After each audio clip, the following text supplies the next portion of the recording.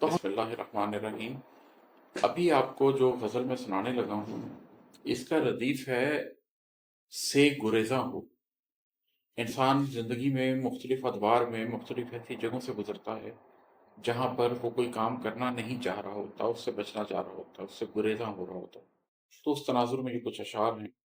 یہ ہے کہ بہت تکلیف ہے لیکن بتانے سے گریزاں، بہت تکلیف ہے لیکن بتانے سے گریزاں ہو، گریباں چاک ہے پر دل دکھانے سے گریزاں ہو۔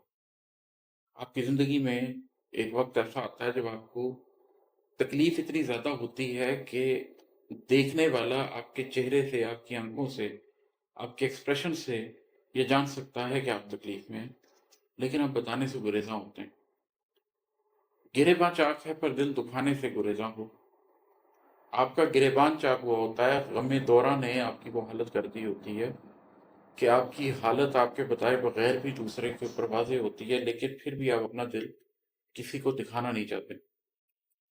جب بھی کوئی شخص زندگی میں اپنے غم کو چھپانے کا کام شروع کر دے، اپنے غم کو بتانے کی بجائے اس کو اپنی ذات کے اندر رکھنے کا کام شروع کرتے، تو سمجھیے کہ اس شخص کے اندر گہرائی پیدا ہو رہی ہوتی ہے۔ جو شخص جتنا خالی ہوتا ہے، جو شخص جتنا سطحی ہوتا ہے، وہ اتنا ہی آسانی سے اپنی تکلیف دوسرے کو بتاتا چلا جاتا ہے۔ چھوٹے بچے کو دیکھیے، وہ کوئی بھی تکلیف ہوگی فوری طور پر اس کو لوگوں کے سامنے بتا دے گا۔ گھر کے اندر دیکھیے، وہ لوگ جو کمزور ہیں وہ اپنی کسی بھی تکلیف پہ آہو بکا کریں گے، تکلیف کا اظہار کریں گے، لوگوں کو سب بتا دیں گے۔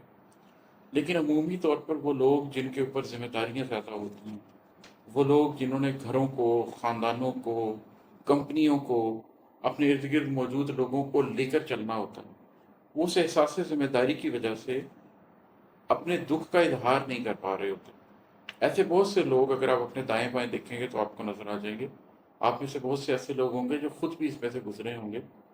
تو یہ اس سے ایک منظر کو، اس کی ایک منظر کشی کرتی ہے، اس ایک کیفیت کی، کہ بہت تکلیف ہے لیکن بتانے سے گریزاں ہو، گریباں چاک ہے پر دل دکھانے سے گریزاں، دل دکھانے سے گریزاں ہوں۔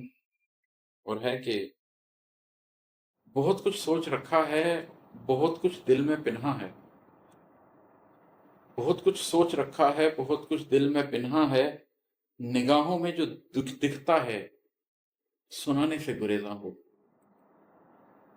ہر انسان میں کچھ جذبے ہوتے ہیں جو اس کے دل کے اندر ہوتے ہیں، اور وہ ان جذبوں کا اظہار کرنا چاہ رہا ہوتا ہے، ان جذبوں کے لیے کوئی آؤٹ لیٹ ڈھونڈ رہا ہوتا ہے کہ کوئی ان جذبوں کو سمجھ سکے۔